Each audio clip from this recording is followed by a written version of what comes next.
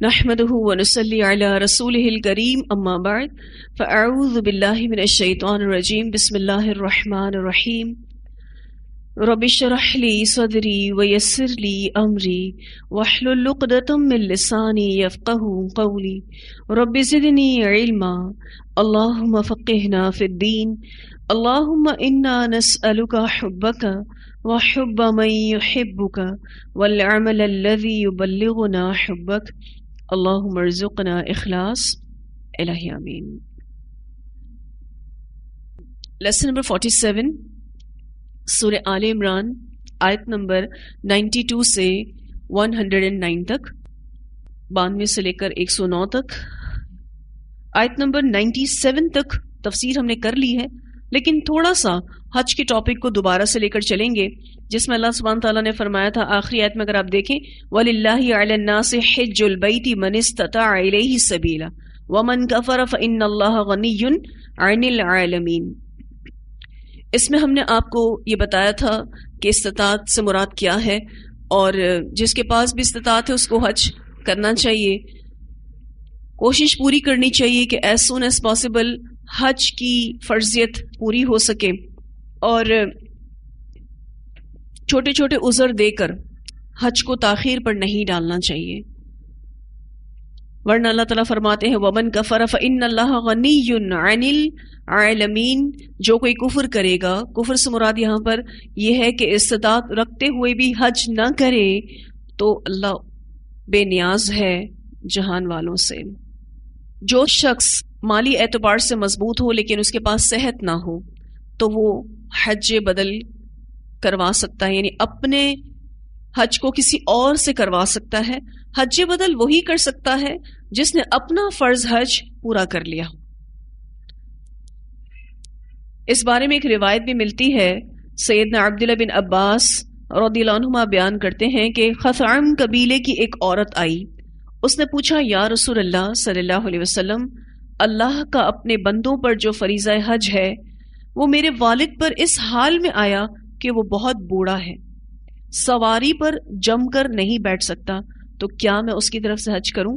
فرمایا ہاں، اور یہ حجۃ الوداع کی بات ہے، اس سے بخاری نے روایت کیا ہے۔ تو حج بدل بھی کروایا جا سکتا ہے، لیکن اس کے لیے ضروری ہے کہ جس نے اپنا فرض حج کیا ہوا ہو تو پھر وہ کسی اور کے بدلے حج کر سکتا ہے۔ اتنی آیات واضح ہیں تو ہم آگے بڑھیں پھر انشاءاللہ تعالی۔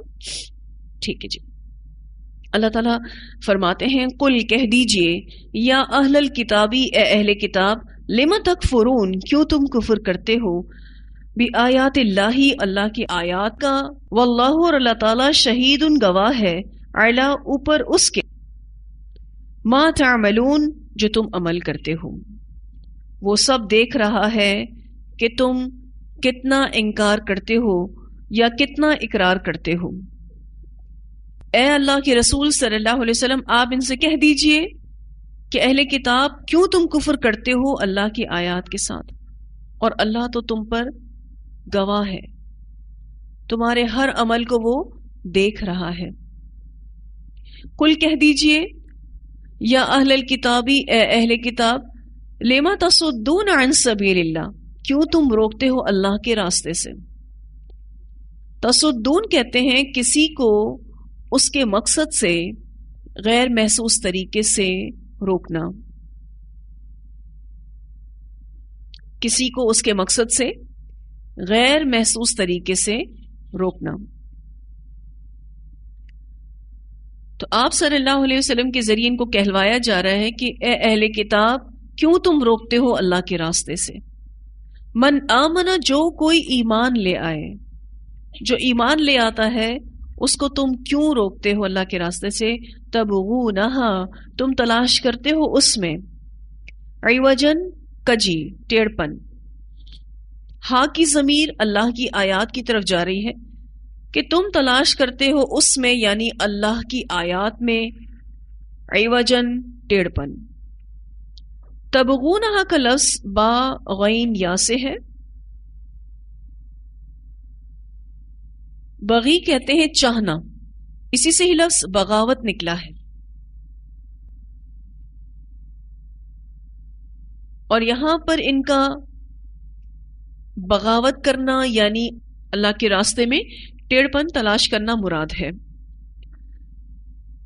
عوجن کا لفظ عین واو جیم سے ہے، وہ ٹیڑھپن جو آنکھوں سے نظر نہ آئے بلکہ عقل و بصیرت سے نظر آئے. اس ٹیڑھپن کو کہتے ہیں جو آنکھوں سے نظر نہ آئے. مثلا ایک چیز اگر ٹیڑھی ہے، اگر آنکھوں سے نظر آ جاتی ہے تو اس کو عوج نہیں کہتے. عوج کہتے ہیں ایسا ٹیڑھپن جو بصیرت سے، جو عقل سے نظر آئے. مراد ایسی کوشش جس سے لوگوں میں شکوک و شبہات ڈالنا، دین سے بددل کرنے کی سازشیں کرنا، حق کو چھپانا، دین کو ناقابل عمل بتانا اور جاہلیت کے دور کی باتوں کو تازہ کرنا. یہ سارے کام اہل کتاب کیا کرتے تھے. یہ یہود کی اسلام دشمنی کا ایک طریقہ تھا. جو شخص مسلمان ہونے لگتا یہ اسے طرح طرح کے شکوک و شبہات میں مبتلا کرتے. پہلی بات جو اسے ذہن نشین کرائی جاتی وہ یہ کہ جس آخری نبی کی بشارت ہماری کتابوں میں ہے وہ یہ والا نبی نہیں ہے. حالانکہ یہود اچھی طرح سے جانتے تھے کہ رسول اللہ صلی اللہ علیہ وسلم رسول برحق ہیں، لیکن اس کے باوجود بھی وہ نئے نئے ہونے والے مسلمانوں کے دل میں شکوک و شبہات ڈالتے تھے. وہ یہ کہہ کر یہ شک ڈالتے کہ اگر یہ وہی نبی ہوتا جس کا ذکر ہماری کتابوں میں ملتا ہے تو یہ قبلہ کیوں تبدیل کرتا، یا پھر یہ وہ چیزیں حرام کیوں نہیں بتاتا جو ہماری کتابوں میں حرام ہے.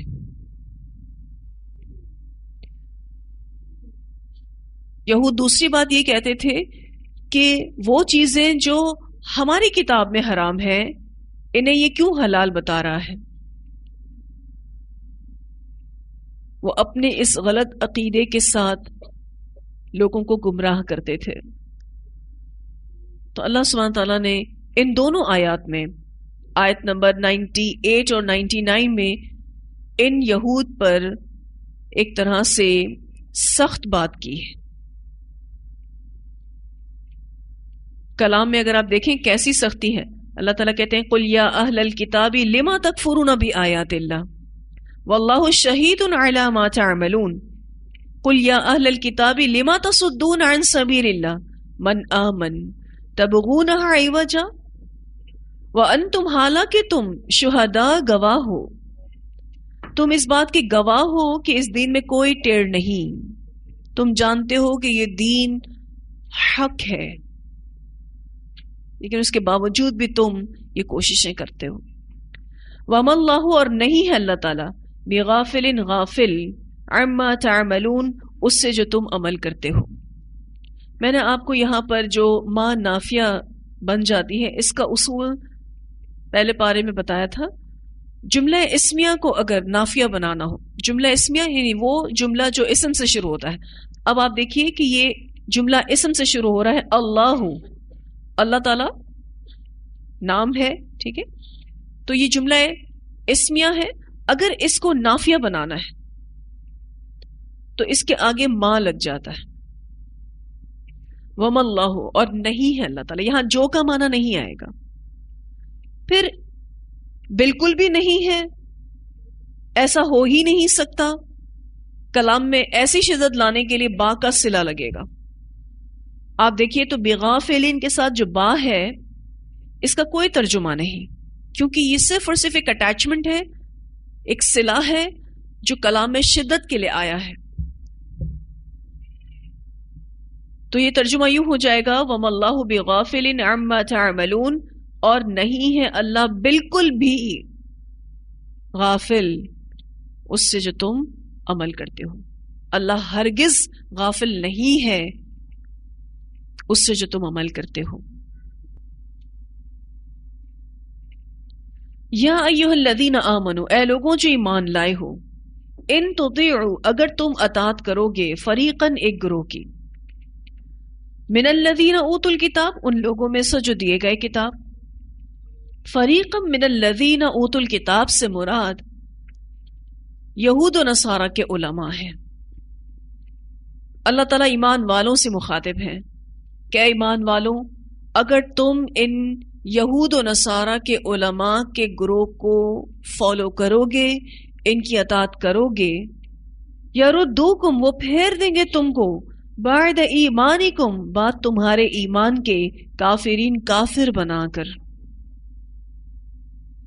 یہ تمہیں کافر بنا کر چھوڑیں گے اگر تم نے ان اہل کتاب علماء کی پیروی کی تو یہ تمہیں نہیں چھوڑیں گے جب تک کہ تم کفر نہ کرنے لگو. یہ دراصل ان علماء کی بات ماننے کا نتیجہ ہے جو یہاں بیان کیا جا رہا ہے یردوکم بعد ایمانکم کافرین. اگر آپ اس کو بریکٹ کر دیں یہ نتیجہ ہے یہود کے علماء کی بات ماننے کا. جو بھی اہل ایمان ان لوگوں کی بات مانیں گے تو یہ ان کو کافر بنا کر چھوڑیں گے. اب یہاں پر تھوڑا سا غور طلب نقطہ یہ ہے کہ فریقا من الذین یہاں جو من آ رہا ہے نا اگر آپ اس کو سرکل کر لیں یعنی سارے کے سارے یہود نہیں ایک گروہ مراد ہے. یعنی کچھ لوگ ایسے ہیں جو اسلام کی دشمنی میں بہت زیادہ آگے ہیں.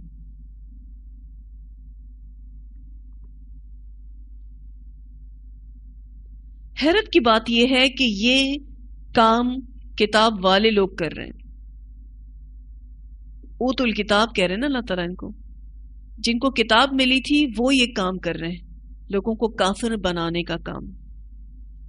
فریقا من الذین اوت الکتاب سے پہلی مراد یہود مدینہ اور دوسری مراد یہود و نصارہ کے علماء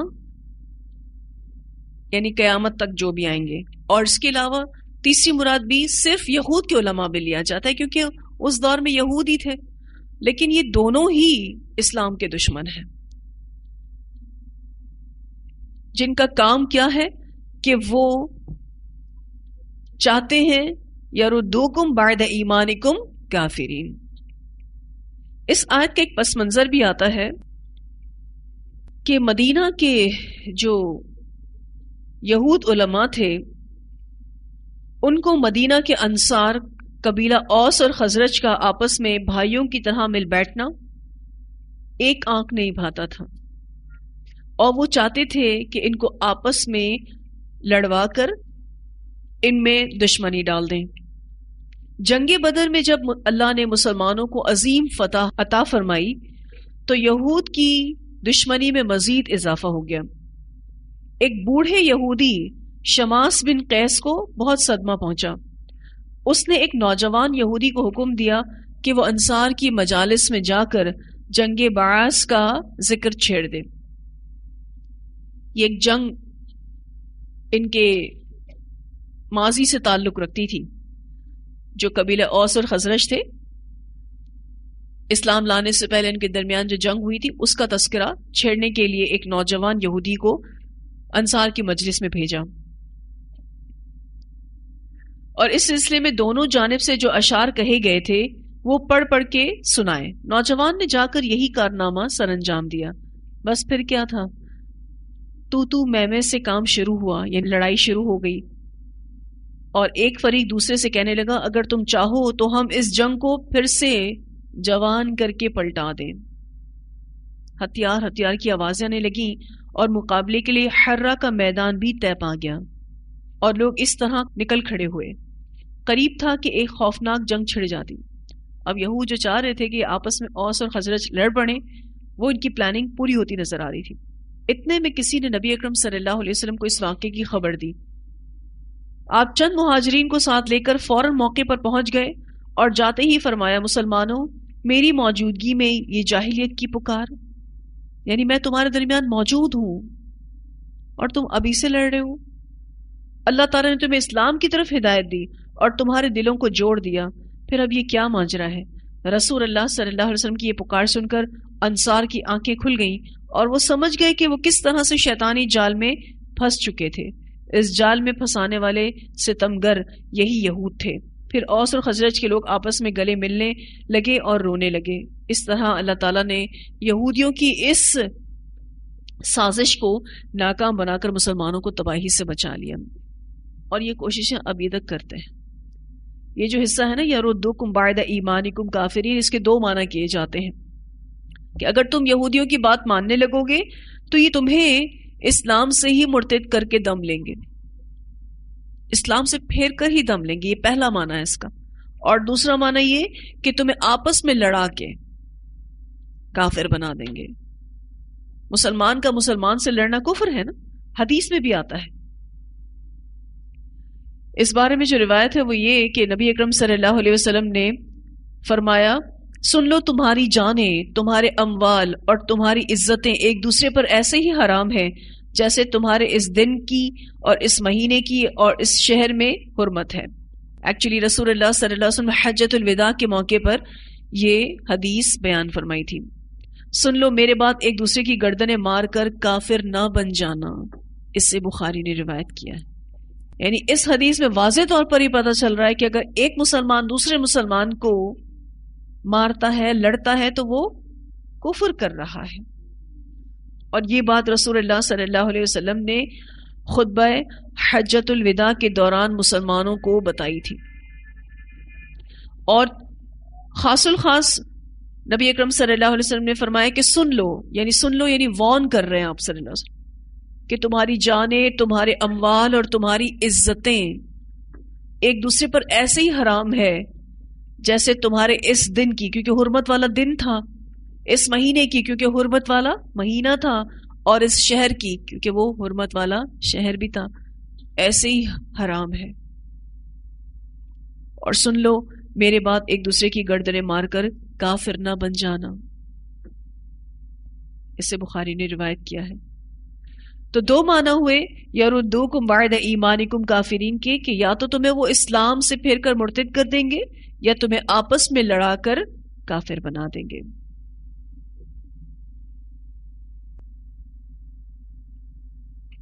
اس آیت کا پس منظر تو ہم نے دیکھا، اور یہ ایک خاص معنوں میں بھی آ رہی ہے بات، لیکن آپ دیکھیں کہ ہم مسلمانوں کے آپس کے معاملات کیسے ہیں، کیسے ہونے چاہیے، اور آس پاس جو لوگ اس طرح کی شیطانیت کرتے ہیں تو اس سے کس طریقے سے اپنے آپ کو بچانا ہے۔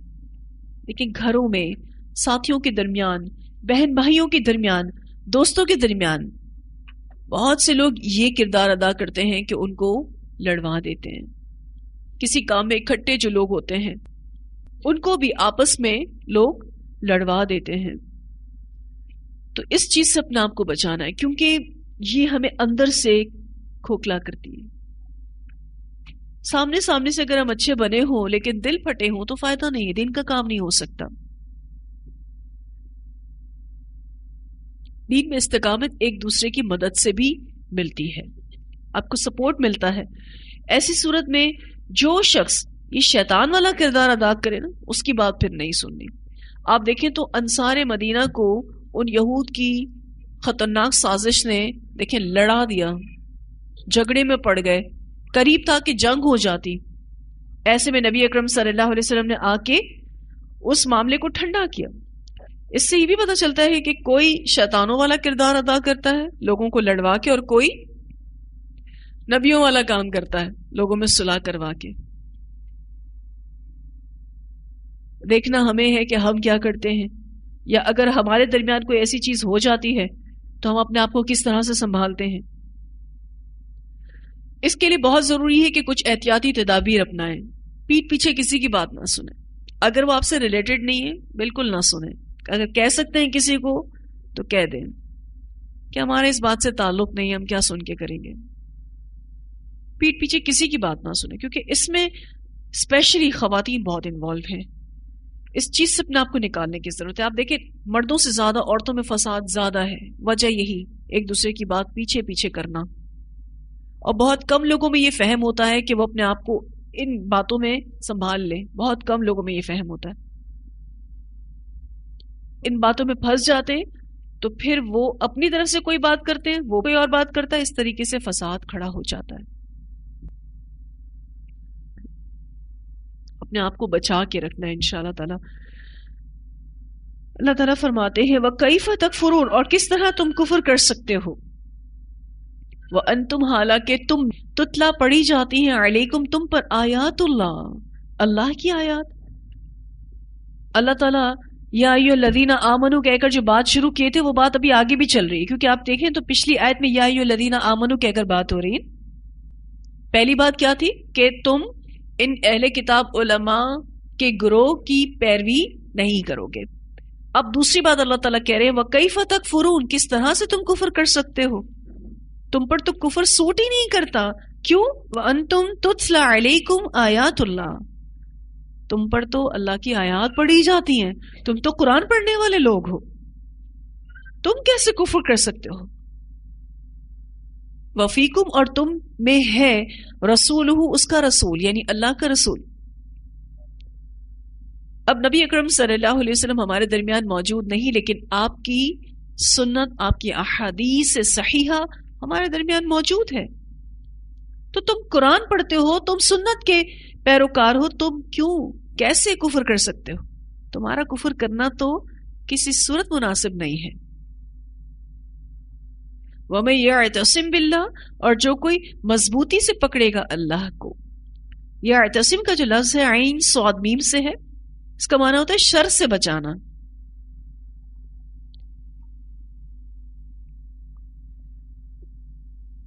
اور مضبوطی سے پکڑنا یعنی شر سے بچنے اور پناہ حاصل کرنے کے لیے مضبوطی سے پکڑنا. وَمَن يَعْتَصِم بِاللَّهِ، جو کوئی مضبوطی سے پکڑے گا اللہ کو. فقط تو تحقیق ہدیہ، ہدایت پا گیا، الی صراط مستقیم، طرف سیدھے راستے کے. جو کوئی اللہ کو مضبوطی سے پکڑے گا یعنی اللہ کے بتائے ہوئے طریقے کو مضبوطی سے پکڑے گا تو اس کو پھر سیدھے راستے کی طرف ہدایت مل گئی.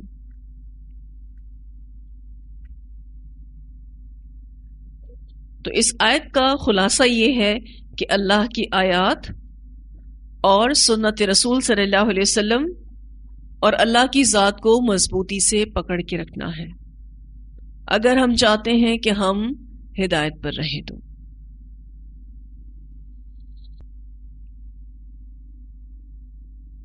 اور اس آیت کی روح سے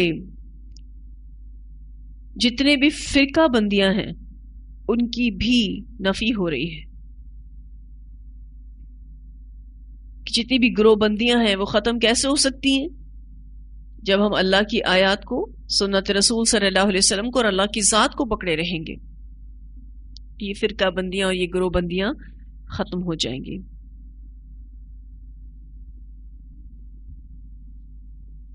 اس بارے میں ایک روایت بھی آتی ہے. ابو جمعہ حبیب بن سبع رضی اللہ عنہ بیان کرتے ہیں کہ ایک دن صبح سویرے ہم رسول اللہ صلی اللہ علیہ وسلم کے ساتھ تھے اور ہمارے ساتھ ابو عبیدہ بن جراح رضی اللہ تعالیٰ عنہ بھی تھے. ابو عبیدہ رضی اللہ تعالیٰ عنہ نے نبی اکرم صلی اللہ علیہ وسلم سے سوال کیا، اے اللہ کے رسول صلی اللہ علیہ وسلم، ہم تو آپ پر ایمان لائے، آپ کے ساتھ مل کر جہاد کیا، تو کیا ہم سے بھی بہتر کوئی ہے؟